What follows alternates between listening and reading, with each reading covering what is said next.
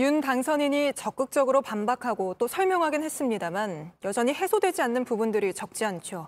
취재 기자와 좀 더 이야기 나눠보겠습니다. 정치부 이희정 기자가 나와 있습니다.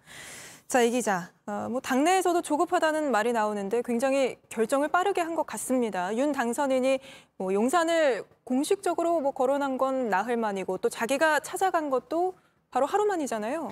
네, 맞습니다. 윤 당선인은 일단 국민들께 양해를 구한다라고 하면서도 이게 결단의 문제라는 점을 강조했는데요. 먼저 듣고 오시죠. 그러니까 제왕적 대통령제를 내려놓는 방식을 제왕적으로 한다는 말씀이신데요. 그거는 결단하지 않으면 제왕적 대통령제에서 벗어나기 어렵습니다. 일단 이 공관이 의식을 지배한다고 저는 생각합니다. 네. 그러니까 한마디로 이 청와대에 일단 들어가게 되면 이 이전 작업이 더 어려워질 거라고 일단은 판단을 하고, 그러니까 취임 전에 강하게 드라이브를 건다는 점을 또 이제 명확히 한 겁니다. 또 지금까지 여러 대통령이 이 이전 약속을 했지만 실제로 이뤄지지 않았다. 그러니까 이번에도 약속을 어기면 그 누구도 이전 작업을 하지 못할 거다. 이런 이야기도 덧붙였습니다.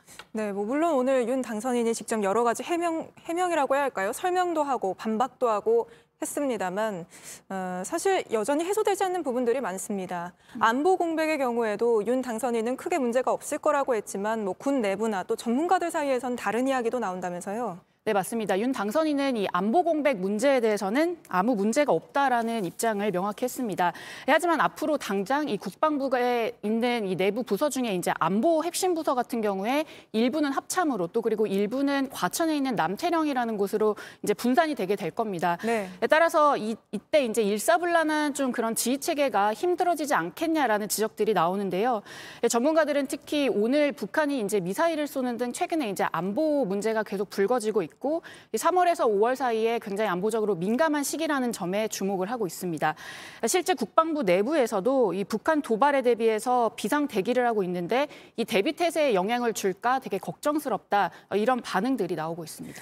옮기는 데 들어가는 비용에 대해서도 윤 당선인이 밝힌 숫자와 국방부가 스스로 인수위에 보고한 숫자조차도 차이가 꽤 많이 나지 않습니까? 이건 왜 그런 거죠? 네, 맞습니다. 일단 오늘 윤석열 당선인이 이 기재부 자료를 근거로 496억 원을 예비비로 확보를 하겠다, 이렇게 얘기를 했죠. 예. 여기에는 이제 대통령실 이전, 그리고 기존의 입주기관의 이전, 그리고 공간 리모델링 비용이 포함이 돼 있습니다. 하지만 국방부가 최근에 인수위에 보고한 그 자료를 보면요, 이 방호시설과 전산망, 그리고 네트워크망, 미군의 네트워크 시설 이전 비용까지를 다 합쳐서 최소 5천억 원 이상이 든다라고 보고를 했습니다. 그런데 민주당은 오늘 더 나아가서 1조 원 이상이 될 거라고 이렇게 또 반박을 했는데요. 민주당 국방위원들은 오늘 윤석열 당선인이 직접 발표한 그 조감도에 따르면 이 10개 이상의 부대들을 순차적으로 이동을 해야 하는데 여기에만 이제 조 단위의 천문학적인 비용이 들 거다라고 주장을 했습니다. 결국 이렇게 보면 당선인 측은 이 예산을 굉장히 좁게, 다만 민주당은 또 반대로 최대한 넓게 보고 있는 건데요.